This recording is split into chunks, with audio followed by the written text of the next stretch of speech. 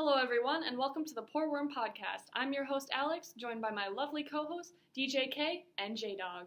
We hope you enjoyed yesterday's edition of the show in which we broke down the novel One Fish, Two Fish, Red Fish, Blue Fish. Today, we are going to be talking about Shakespeare's famous play, The Tempest. This one is personally one of my favorites, probably because I actually read it. Shut up, we all know you never read books for this Hey class. now! Anyway, let's get started, folks. Jaden is going to explain some background on William Shakespeare.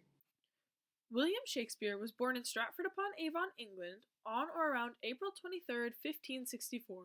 He was the eldest of 8 children, only 5 of whom survived into adulthood. He outlived the other 4. He attended the local grammar school, the King's New School in Stratford, and never received a formal university education. Shakespeare went on to marry Anne Hathaway, who was 8 years his senior and already 3 months pregnant with their first daughter. Anne had 3 children, their daughter Susanna, and twins named Hamlet and Judith. In 1594, Shakespeare began to write and perform for the Lord Chamberlain's Men, which was later renamed the King's Men. Around 1595, Shakespeare also wrote some of his most well-known works, including Romeo and Juliet and A Midsummer Night's Dream. With the King's Men, he established the Globe Theatre in 1599. The Tempest's first recorded performance was on November 1st, 1611. It was originally played before King James. In its original form, the cast would have been completely male.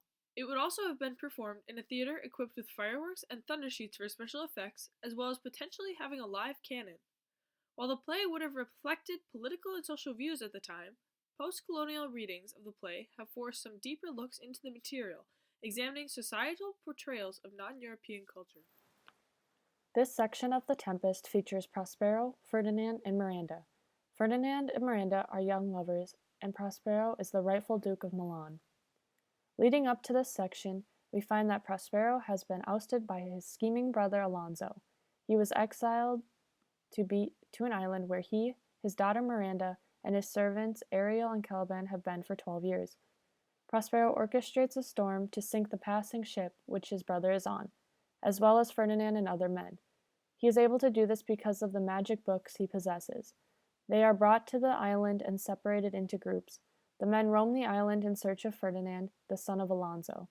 Some of the men plot to kill Alonso and Prospero. Ariel leads Ferdinand to Prospero, who tasks Ferdinand with servants' work. This scene portrays Miranda and Ferdinand meeting and falling in love. There be some sports are painful, and in their labor delight sets them off. Some kinds of baseness are nobly undergone, and most poor matters point to rich ends. This, my mean tasks, would be as heavy to me as odious. But the mistress which I serve quickens what's dead, and makes my labors pleasures. Oh, she is 10 times more gentle than her father's crabbed.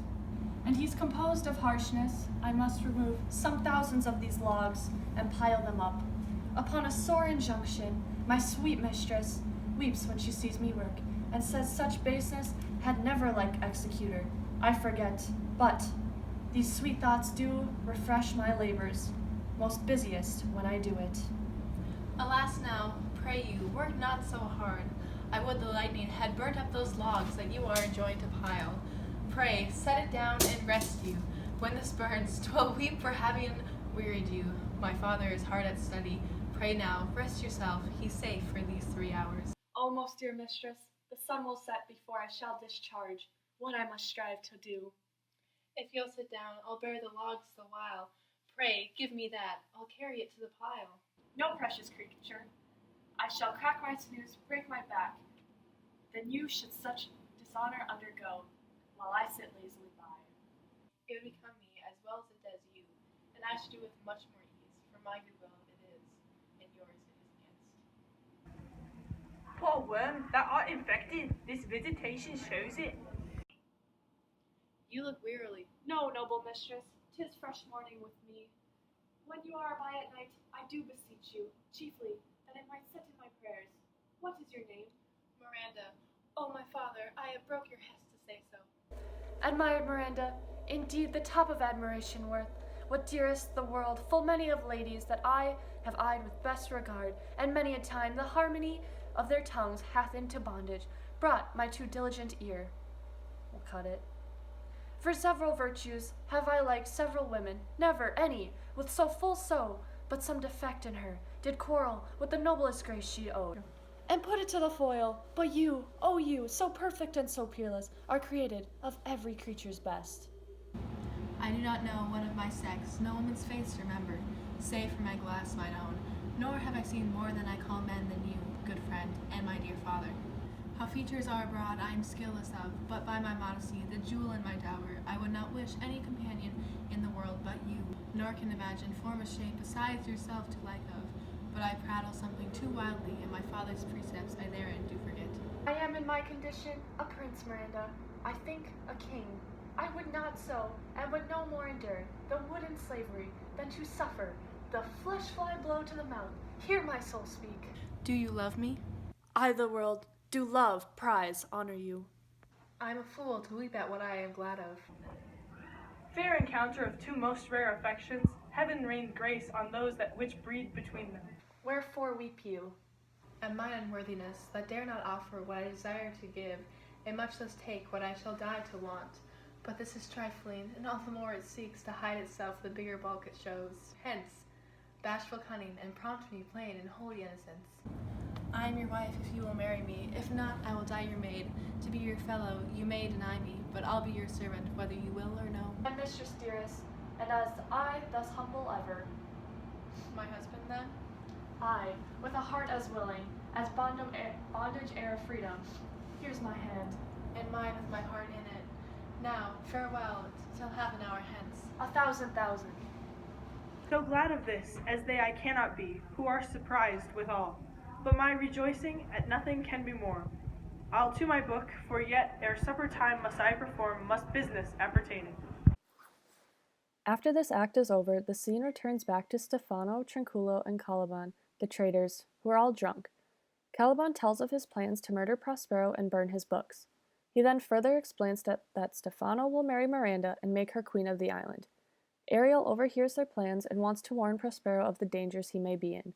As the royal party continues their search for Ferdinand, they collapse of exhaustion on the beach. Prospero sneakily listens in as ghostly figures arrive towards the royal party, and they have a lavish meal. Ariel arrives at the meal disguised, but then confronts the men of their sins. In response, the men draw their swords, but are unable to move due to Prospero's magic.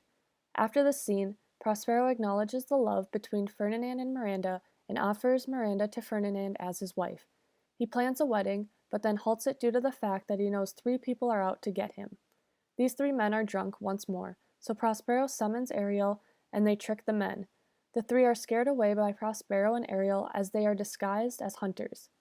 The final scene, opens with Ariel explaining how Sebastian and Antonio are remorseful and desperate.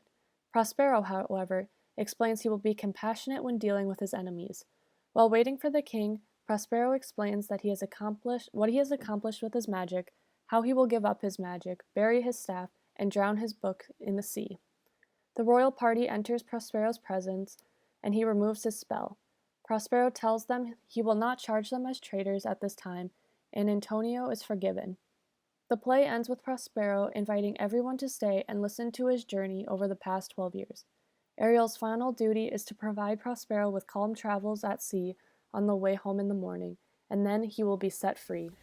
The scene we performed was important to the work because it is the first time Ferdinand and Miranda are introduced to one another. This encounter leads to unification between both parties at the end of the work. It helps bring the 2 brothers back to a peaceful, non-vengeful relationship and even prevents more drastic measures like battle and murder. The Tempest is considered a romance piece and one of Shakespeare's dramatic arts, according to G.V. Ratnam, a professor of English from India. He describes how the work debates the topic of colonialism and compassion. This is one of Shakespeare's more dramatic plays in comparison to others, and it is designed to instruct audiences in Christian morality. This play also demonstrates the conflict between nature and art. In our opinion, this play is easier to follow than most Shakespeare works. It also has a happier ending and tone throughout the entire play, which differs greatly from his pieces such as Macbeth and King Lear. It is also similar to Romeo and Juliet in the sense that it is a somewhat romantic piece. But The Tempest uses the power of magic and ends with compassion and joy versus loss and tragedy. Thanks for watching!